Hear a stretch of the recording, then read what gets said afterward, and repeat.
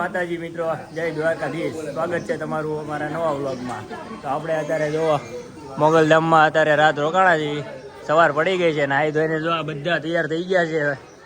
જોવો નાસ્તો કરી લીધો છે આ બધા. જો કેટલોક નાસ્તો કર્યો ભાઈ તમે? ઓહો એ ભાઈ, ચા કેટલીક પીધી ભાઈ? ચા કેટલીક પીધી? ઓહો એલા ભાઈ, ભૂકા કાઢ ને કહો તમે યાર ભાઈ. શું વાત છે, એટલી બધી લેવાની?